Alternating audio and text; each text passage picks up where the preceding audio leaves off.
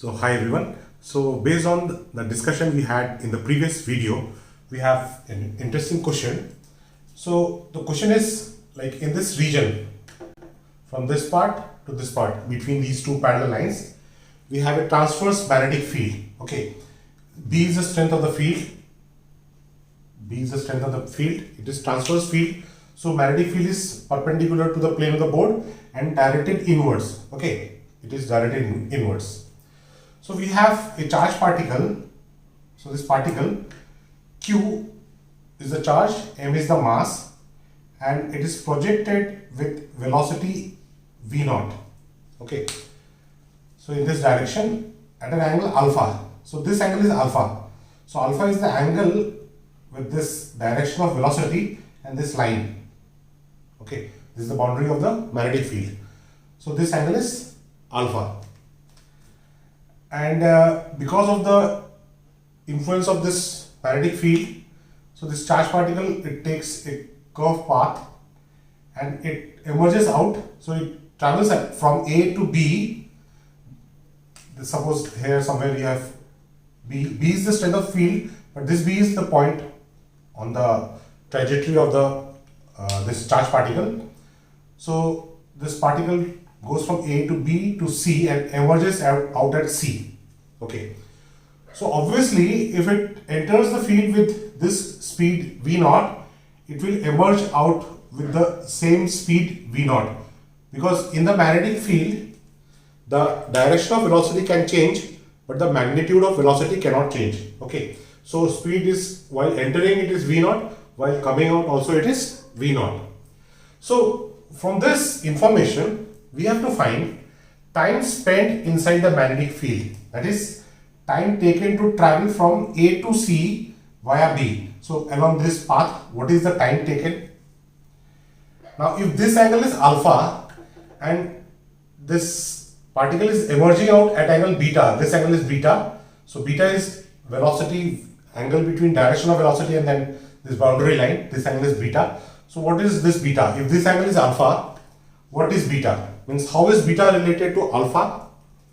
And AC. AC means this distance. AC. How much is this distance? So these are the things we have to find based on this question, this information given. Okay. So you may try out this question on your own and then compare it with my solution.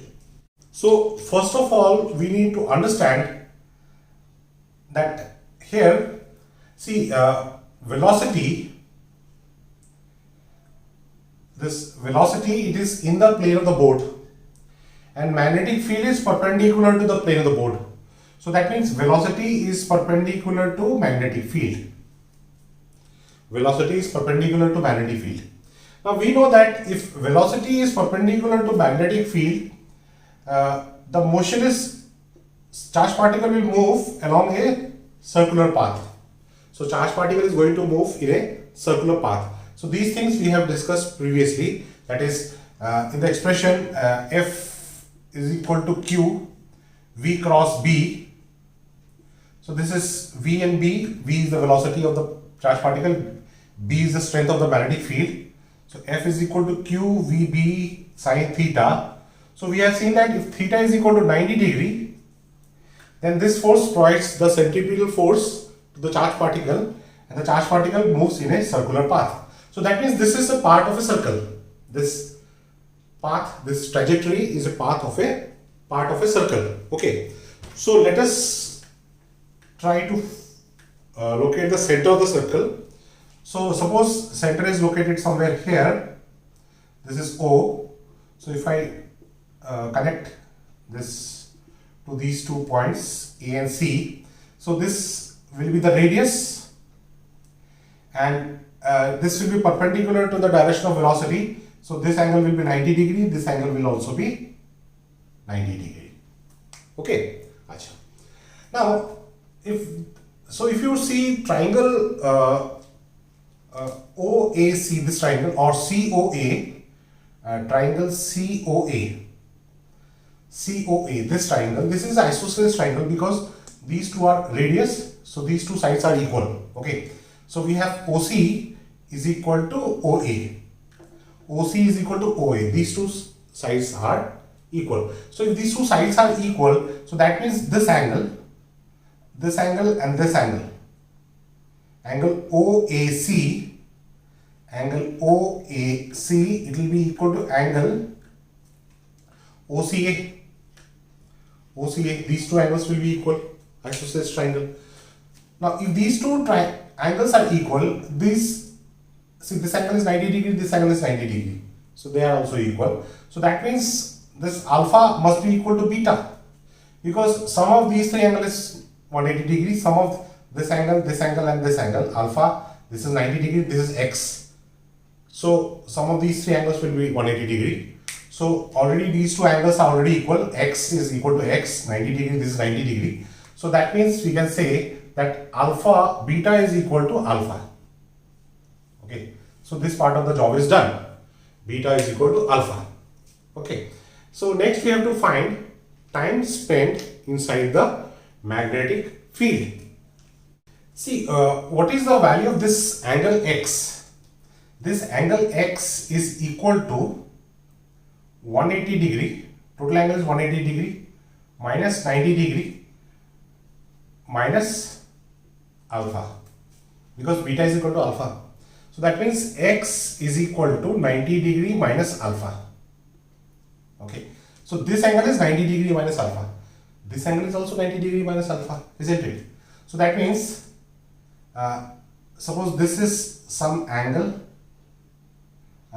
say gamma. Okay, gamma.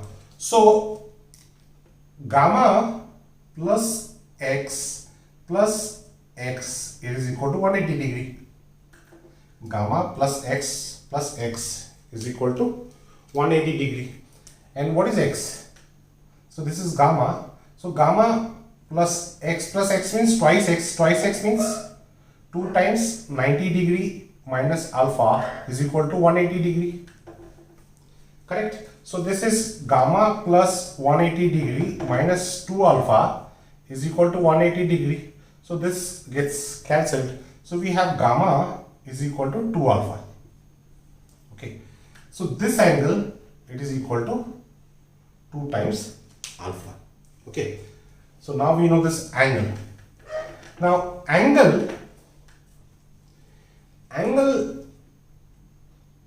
this angle 2 alpha is equal to arc length ABC divided by radius.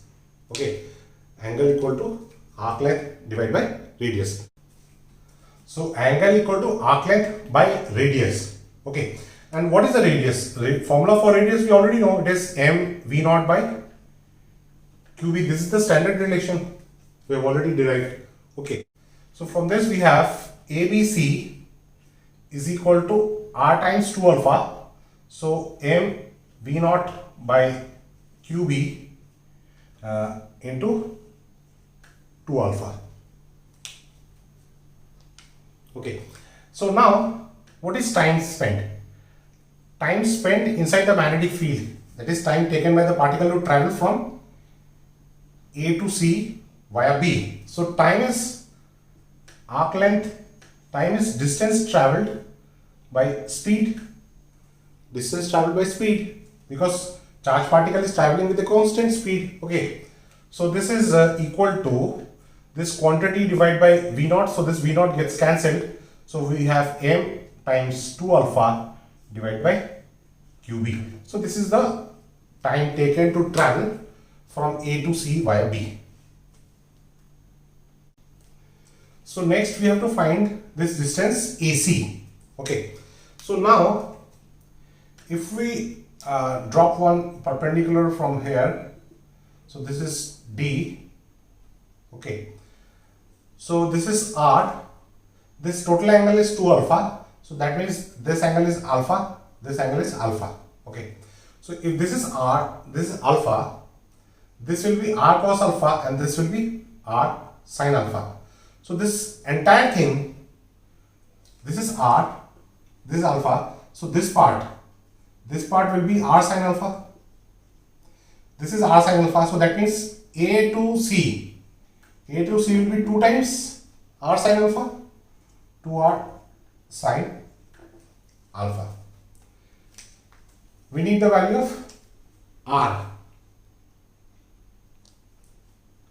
So what will be the value of AC? AC will be simply 2 times what is r? R is this quantity m v naught by qb sine alpha.